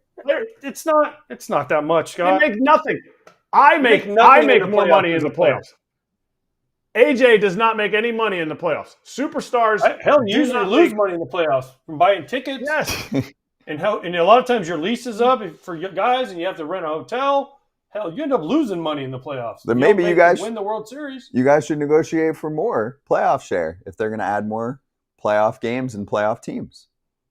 Good luck. Or maybe the team should just not give away playoff shares. Anyway, this is a playoff conversation. We're not going to discuss that. Teams shouldn't go handing out playoff shares and then expect the players to, because it's the players' playoff shares, expect them to hand it out to employees that they promised them to when they hired them. But no, players like AJ, if you win the World Series and you make $400,000 in playoff shares, like AJ's contract, I don't do the math now, but it was probably more than $400,000 in a month. My contract, absolutely. That's a huge bonus. That's a crazy bonus. But like the good players who are actually playing in all of the World Series games are most likely losing money during the playoffs. So the playoffs aren't about money for the players. The playoffs are all about money for the owners. Okay. Yeah, I mean, the playoff pool, when you look at it for all the teams, what was it? 2019 was $81 million. So it's real money, but I get what you're saying. It's broken up so much because you have to give every Tom, Dick, and Harry on the team a playoff share, and then you always forget somebody, and they get mad. It's just... Well, that part's always super weird, and we talked about that. I mean, those are team employees. That should be separate. But here's the thing. Also, you have to understand. So players only get part of the first 4 games of a 7-game series. Right. The other 3 goes all to the owners. Why is that? Players had to play. It's a ethics thing because ethics thing. That's why they say that because it's just more money in their pocket. Because then players, they don't want people to be rooting for more games. When I was a player, I rooted for every series that I wasn't playing in to go 7 games because I thought I got more money. I did, and I was wrong. It's stupid. They don't want the players involved in a series to be like, let's go 7 because we'll get paid more. I mean, I agree. It's silly, but I do think that they are – I'll put it this way. I believe Jason Stark because I think he's plugged in with the league. So I think they're going to go to 156. They're going to go to 156, and you'll have at least 14 playoff teams. That's my conclusion. Agree or disagree, Kratz? I mean, if Jason says it, I would have to lean towards agree. That doesn't mean I agree with him, but I think it could happen. No. Yes, clearly you guys don't agree. That's fine. That's why we're getting your perspective here. All right, let's get to the Cubbies. Sahadev Sharma from Northside Territory and the Athletic swinging by.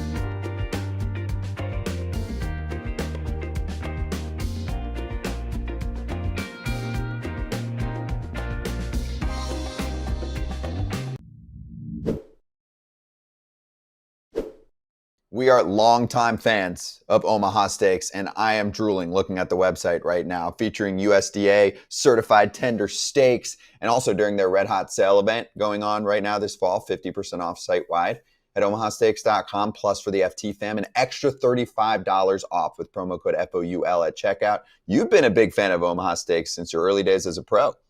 Brings me back to my low A-ball days because we used to survive on this. We get a big order at the beginning of the year, cook them on our little electric grill, can of peas, some mac and cheese. That was dinner for 4. We survived off Omaha Steaks. It still has a special place in my heart. You thrived. Well, you guys ate like kings. Yeah.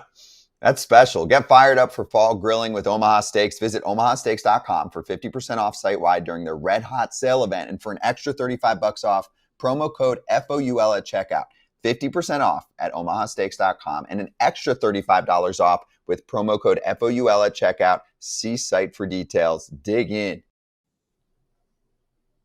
I saved this for you. So CBS does their power rankings every week, and CBS writer Matt Snyder has the White Sox ahead of the Twins, even though the Twins have a decent lead on them in record. He said the White Sox have better run differential. This is from Monday, and just swept the Twins in 4 games. They've been 3.5 games better since May 17th, 7 games better in the second half, 3 games better since the start of August. He said, seems pretty simple to me which team is better at this point. We're just continuing to give credit to the Twins for a winning streak that happened so long ago with different personnel. The White Sox are a better team than the Twins right now. Yeah, Twins stink. The White Sox aren't great, but they at least have some hope, it looks like. What do the Twins have? Byron Buxton and Royce Lewis? I mean, the White Sox have hope. Although, Colson Montgomery and some of the young guys, Teal and Kiro, and some of their young guys have looked good. So, yeah, the White Sox are a better team right now than the Twins. Yeah, they're starting to put some runs up. I think they're top 5 in runs scored in the second half of the year. Mm-hmm. There's been some high-scoring games for them, which makes sense. I mean, it's already, what? Is this year 2 or year 3 of the rebuild? Who knows? Lost count. It's a constant rebuild. But anyway, I just thought that was a good point. Yeah, reboot, whatever you want to call it. But it's the PG season. Some credit. Post-Grifol season. Mm-hmm. Everything is going to be looked at as pre- and post-Grifol. Okay, that's some good players. Well, look at who the players they had last year on that team. They had some good players, and they lost all the time. Very true.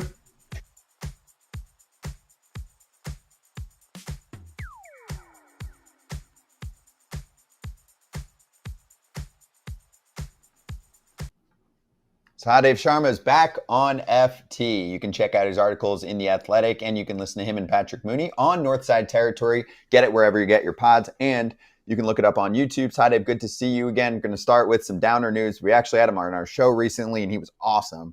But Danny Palencia hits the shelf. Cubs lose their closer for now. What else do you know? Yeah, right now we don't have a ton of information on how he's doing physically. It sounds like they're going to let him get some treatment, let it get checked out over the next couple of days. But I've heard some things that it may not be that awful. Counsel was kind of hesitant to give any indication on what direction we're going with this, but they wanted to check everything out and see where he is by the end of the week. But right now, I'm not getting any indication that this is like a ending the season type injury. It may just be he starts throwing again in a few days. If that's the case, that's much better than what it looked like when he was kind of bent over on the mound, looking like, is this a season ender type thing? But you're always a little concerned. I mean, obviously it's a shoulder, so you're always concerned. But if it calms down and it was just a stinger type thing that happened when he was on the mound and compounded by the frustration of giving up a 3-1 lead, I wouldn't be shocked if he's back before the end of the season, especially if we hear that he's throwing by the end of the week.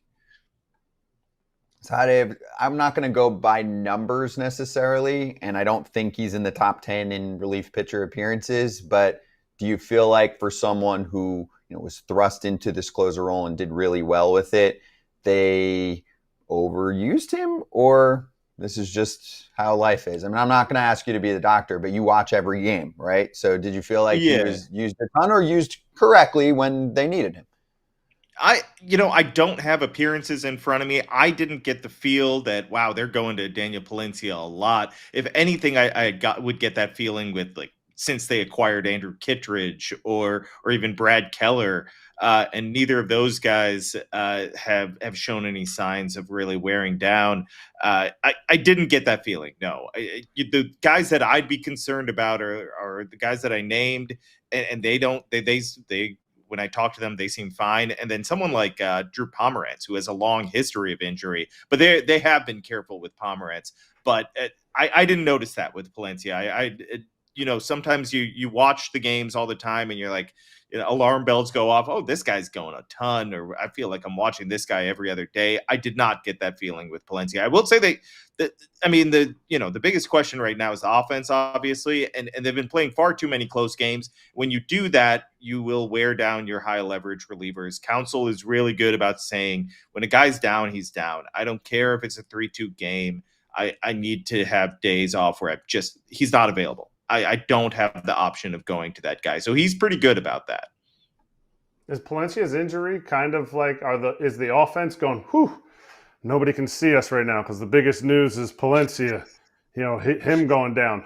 The offense, is there hope? Is there hope without a 100% Kyle Tucker in the lineup?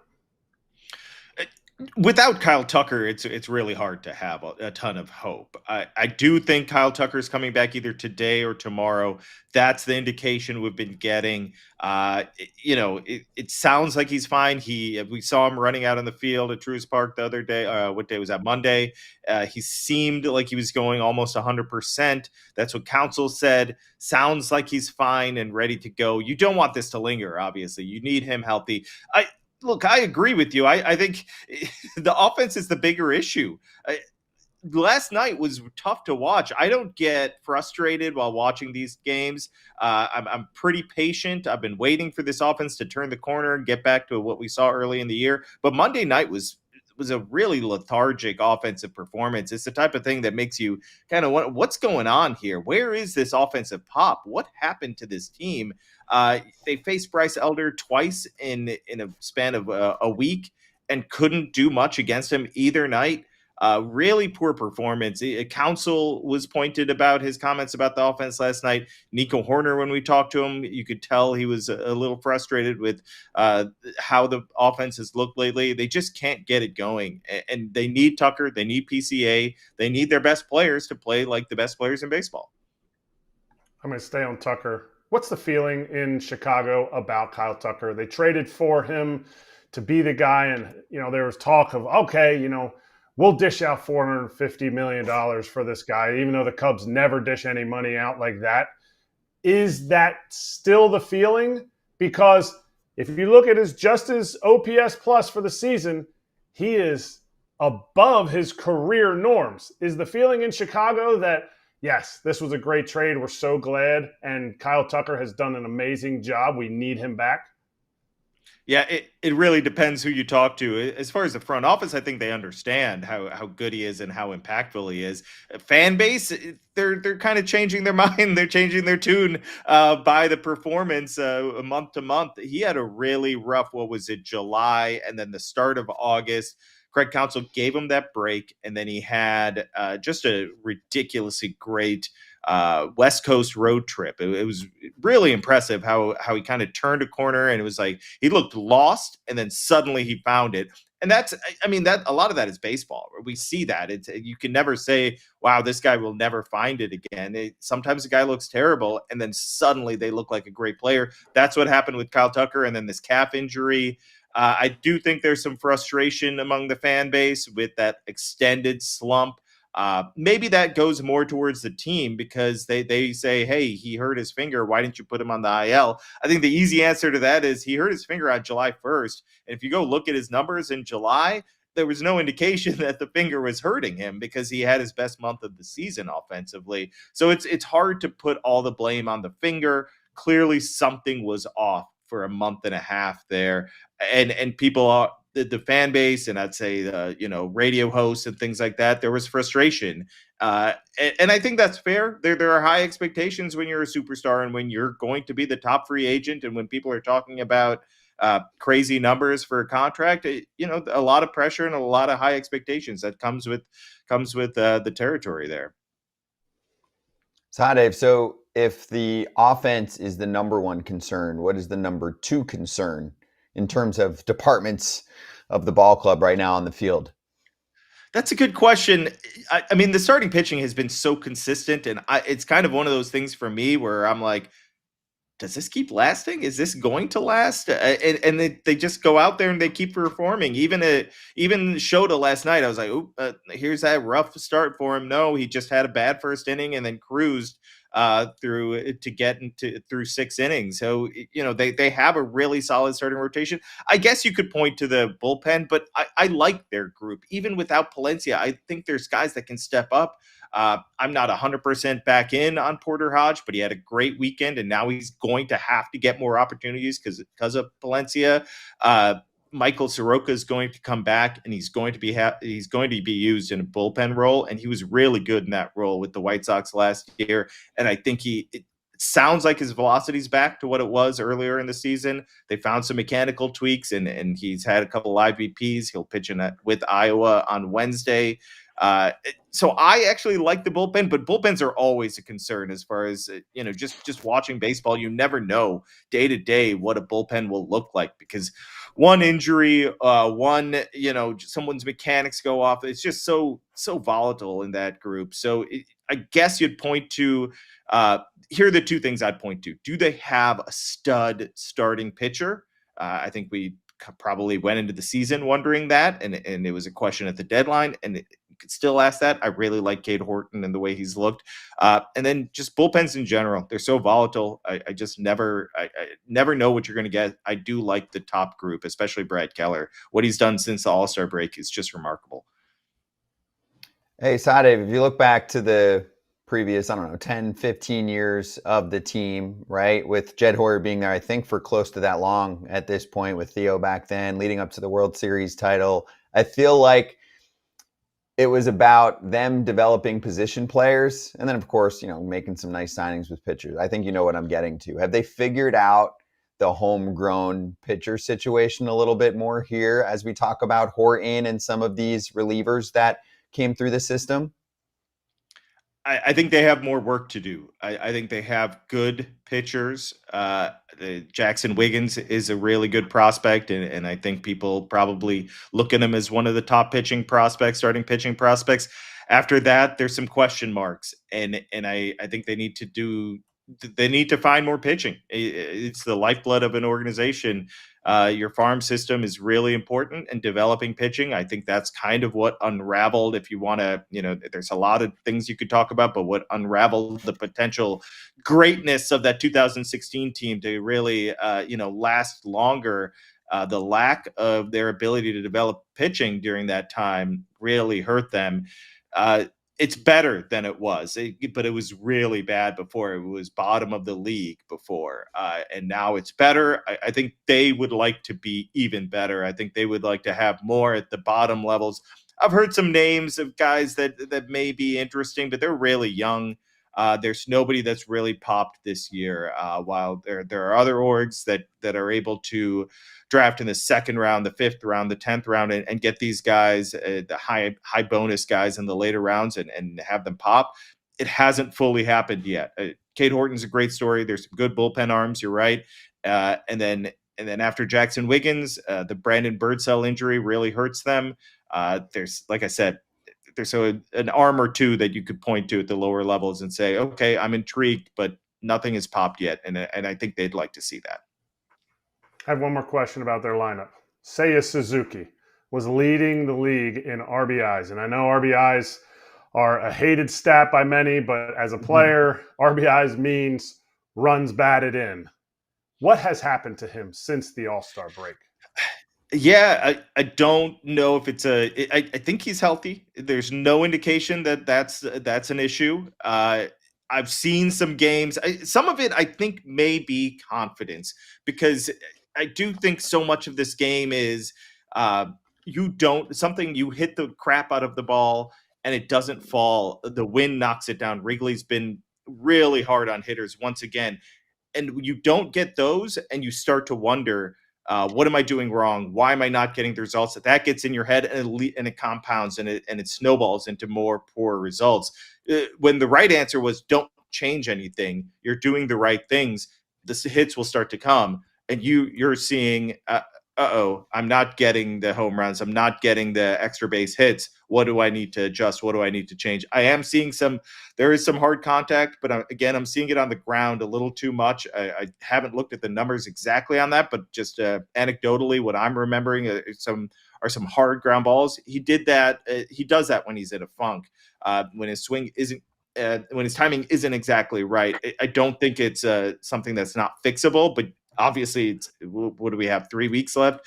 He's got to get going, and I think that's part of the issue. You can focus on PCA and Tucker, but these other guys have to perform too.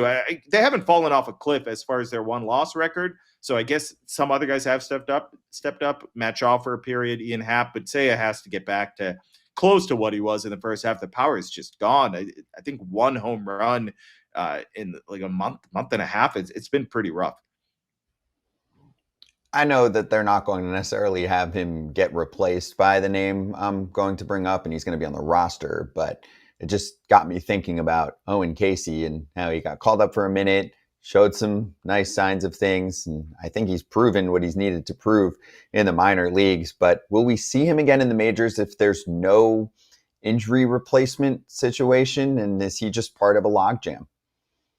So the way Counsell described it was this: he was sent down because he's not going to sit his regulars. Counsell believes to get where they need to get, those guys need to perform. I agree with him. If Owen Casey is your savior, that you probably have a problem going on, because you have some really good players. So all those guys need to perform. Yes, I think the reason he got sent down is because he wasn't playing every day. And when you're an everyday player in the minors and suddenly you're sitting, you're going to lose your rhythm. You're going to not be, it's going to be hard for you to come off the bench and perform. So they replaced him with Kevin Alcantara. They also wanted to get some days off for Pete Armstrong. Alcantara can play in center field. I think eventually when Alcantara starts sitting on the bench for an extended period of time, which has happened, they're going to switch him out. That's essentially what Counsell told us. That's why they made the move, and Owen Casey will be back, assuming health. Get him every day at bats at AAA. And he'll come back and then kind of fill that similar role that he was filling. I don't think everyday at bats are in his future outside of an injury this season. Obviously, they didn't trade him, and if they don't trade him in the winter, he has a future with this team, especially if they don't sign Kyle Tucker. Yeah, of course. Sahadev, good stuff. Good catching up with you. Thanks for the time, and we'll talk to you, I'm sure, soon again. Of course. Thanks for having me, guys. Take care. Thank you. You can listen to Sahadev and Patrick Mooney on Northside Territory. You get 3 episodes per week. It's free. So is everything. YouTube, podcast platforms, go for it. Check it out. Dialed in. Super knowledgeable on these teams. Been covering them for a long time. And obviously the Cubs are making noise out there in Chicago this year. FT fam, will be right back with a curious case that has led to season-ending surgery for one Braves player.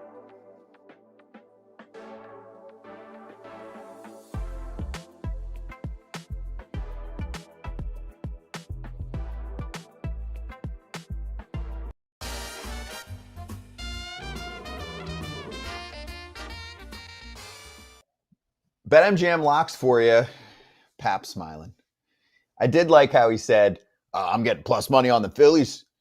I'm in. And the Red Sox had a no-sweat win with Crochet Day and them beating up the A's pitching staff. So Pap wins. We all fell. We'll try and bounce back. By the way, there's also a free game of the day running today, which involves Pap's Red Sox in the BetMGM app. It's the Red Sox and the A's, 10:05 Eastern Time, live streaming available to all BetMGM customers logged in and with funded accounts.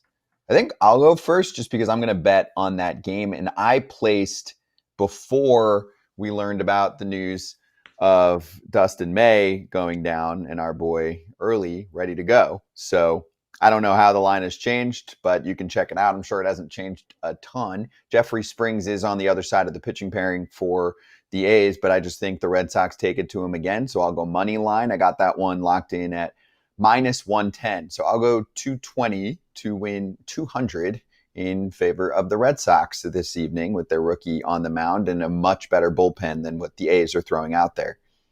AJ, what do you got? I'm going over 7.5, the Cardinals and the Mariners. And then I'm going money line Blue Jays over the Astros. Bieber is pitching tonight. He's been really good. The Astros are struggling. I know they need to win, but I just think there'll be runs in Seattle, and I think Bieber is going to pitch well for the Blue Jays. That gets me to plus 211. Okay. Kratz?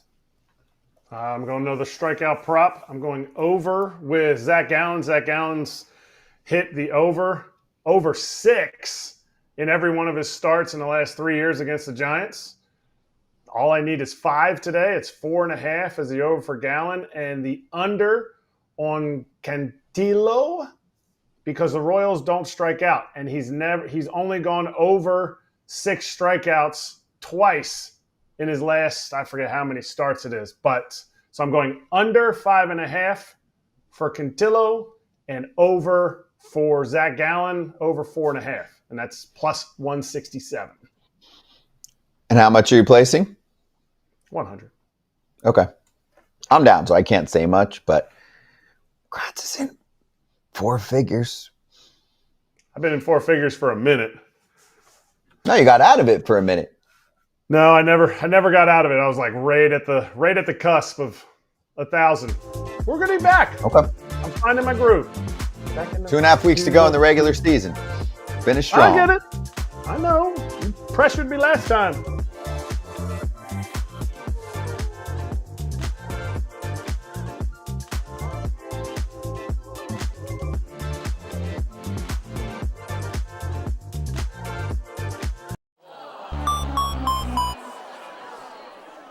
Injuries suck. There's a story to this one, though. It's Sean Murphy, part of the catching tandem for the Braves. Drake Baldwin's had a really good year as a rookie with this team, and now he'll get to finish the season in that spot without Murphy because he's undergoing surgery. He's expected to miss 4-ish months and be ready for spring training. There was an MRI on Monday that showed he had a labral tear in his right hip, and he said it had been a problem for him for years. They just brought it to Atlanta's attention this year, or he just brought it to Atlanta's attention this week, I should say. And they think it's been a problem for the past couple seasons. He was really good in 2023 and then really up and down in 24 and 25. You played through a lot, both of you did, but what's your take on Sean Murphy not saying anything to the team at all? It's weird, and the team not knowing that he was injured, he just played through this constantly is weird to me. I know he had an oblique and some other stuff, but it's weird that nobody knew about this, and then all of a sudden this pops up. But I mean, everyone's pain tolerance is different, and he is, hopefully this surgery fixed him. They're going to have an interesting dilemma because they signed him to a long-term deal, and then they have Drake Baldwin, who's one of the best young catchers in baseball. Mm-hmm. See what happens. He said, Kratz, that the pain got to a point where it was unbearable in the past week or so, and he had only recently started seeking treatment. But my question is, what if they could have treated this differently a while back, right? Like, what's the line of what you tell the team? You guys tell me. That's always the challenge. Guy like Murphy, who's on a contract, maybe it's handled a little bit differently than a guy who's not on a contract. Like for me in my career, if something hurt, it had to be really bad because you can't go in there and tell them. One, I'm in AAA half the season. So if I'm in AAA and I'm like, hey, this is really bugging me, or this is really like, you have to kind of learn to self-diagnose and self-treat yourself. For Murphy, he could have gotten on a plan maybe. I don't know. I've never dealt with hip issues. It doesn't sound like it's something that you really want to deal with. But like AJ said earlier, I think we're in an era now where it's like, oh, this hurts. Oh, 10-day IL. I had a player text me yesterday. He wants to come back before the end of the season. And the team's like, hey, just take it easy. And he's like, this is my one chance to play in the playoffs. And so, maybe Murph doesn't want to be known as being soft, so he never told anybody.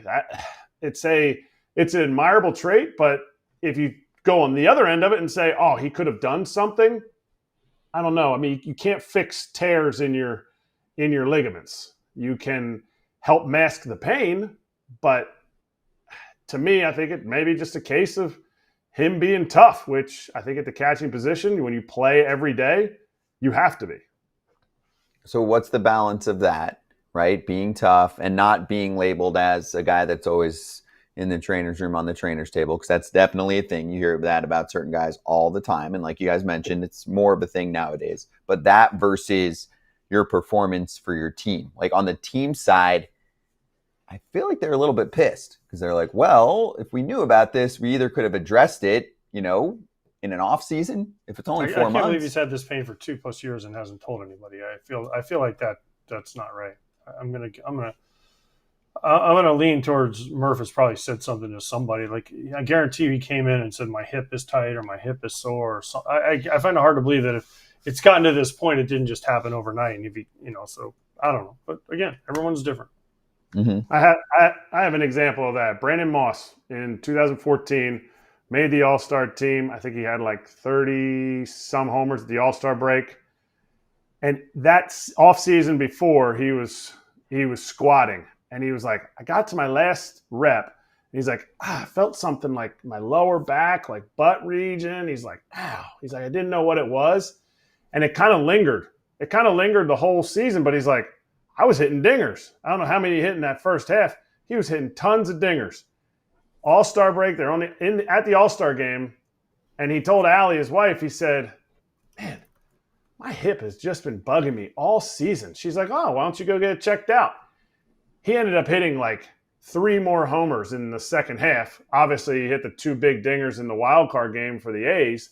But he goes, it was almost like psychologically I told somebody, and then that's all I could think of. I'm not saying this is the case with Murph. I'm just saying that it's a real world example of somebody that was playing through it, and he just didn't tell anybody. Yeah, I see it all. So pre-All-Star break, he had 21 home runs and a .530 slugging percentage. And then he went 125 at-bats without a home run from late July to mid-September, and he did have the off-season hip surgery. There you go. It's funny. It's a real-world example. The one thing this show does is it gets the insight of players, and it's the real insight. It's the things that go on in your mind, like, oh, well, maybe he's hitting 210. He's like, I don't want to tell anybody. It's going to look like I'm making an excuse. Maybe he's hitting 300. He's like, I'm hot. I'm going to stay out there. Those are the things that go on in your mind. Yeah, I just feel like, you got to trust most of the teams from a medical staff perspective. And you don't have to get surgery, right? If they say, we think you should get surgery, you can either say, well, I'm good for now. You get opinions, then you make your own decision. They can't tell you to do something. You can also push it off, right? Even if he had brought this up, he could say, okay, well, I want to play through it right now, and then maybe I'll have surgery in the offseason. Yeah. This is the time to do it, of course. The Braves are out toast. So it's going to be interesting what they do with him and Baldwin. What would you do? I'd probably try and trade one. I'd probably try and trade Murph if you can and find someone else because of the contract. But I don't know who's going to take him, especially now that he's having surgery. Going to have to see him play now. Right. Now you're kind of stuck. Yeah, you'll see what happens next year. And I would keep the DH spot potentially open. I don't think Marcell Ozuna's coming back. Mm-hmm.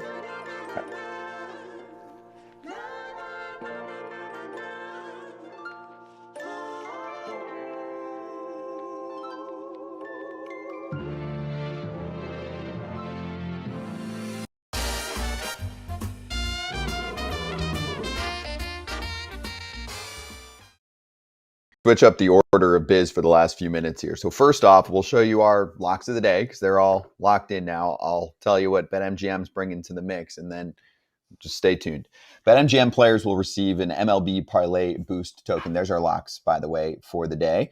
To use the token, add a parlay wager made up of entirely MLB bets to your bet slip, and you can activate the token, get yourself extra winnings if that wager was made with the Parlay Boost token at BetMGM.com or on the BetMGM app. So there's apparently this big convo that's been going on in the chat for a while. I'll give you a moment to think about it, plus we'll bring it up during Slap. The question stems around Jeff Kent and if he should be a Hall of Famer. So just think about that for a sec.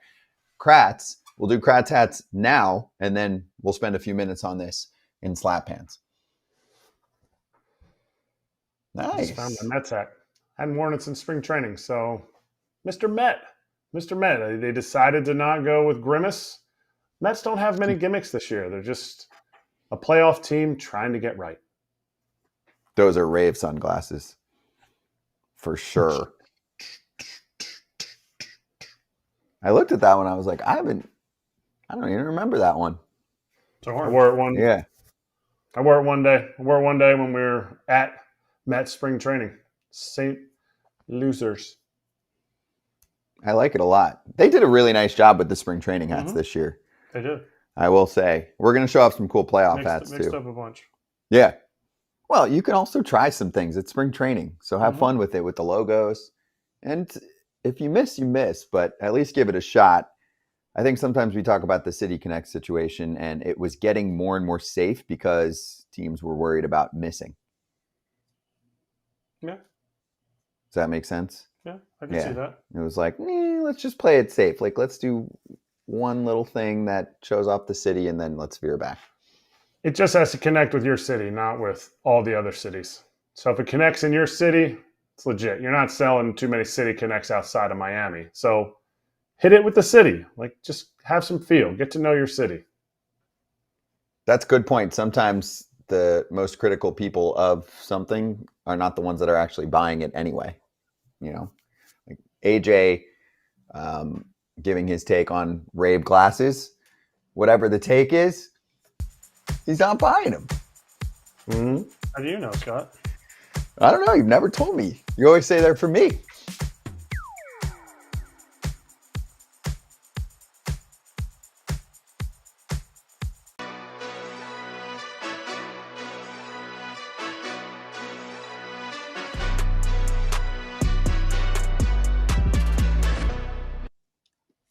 All right, so I want to give love to the that watches this show online every day and comments and asks questions in the YouTube chat. So we only have 2 minutes here, but they're like, hey, where you been? We mentioned you earlier.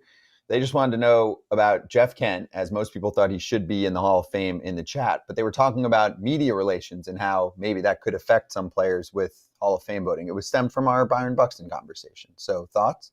He should be in, and Barry Bonds is another one that's not in because there's a bunch of guys that didn't get in and didn't get good votes because they weren't friendly to the media. So, yeah, but I mean, Jeff Kent should be in. Jeff Kent should be in. Bonds and Barry Kent, Bonds should be in. but they're opposites. Roger in terms, Clemens should be in. Sure, but they're opposite in terms of Kent being one of those guys that was like, I didn't take roids, blah blah blah, and obviously the others are PED. He should be in. Related. He should be in. Okay, Kratz. He's the all-time leader in second base homers. He should be in. Yeah, and Kent's very vocal, like, I didn't do any PEDs, so why am I not in? Listen, I've said it many times. If you get caught after they started testing, different story. If you were accused of things before, then you should be allowed in because it wasn't against the rules of baseball. Because you can't tell me there's not guys in that didn't do things. Jeff Kent. Even from back in the 50s and the 60s and the 10s and the 20s or wherever, how far ever you want to go back. Guys might not have been steroids, but they were taking something that I bet you they couldn't take now. Kratz, Jeff Kent was like a top 5 hitting second baseman of all time. Did he do it long enough? That's my question. For me, yes. Man, that was some good years. Woo-wee. He was killing it. Star.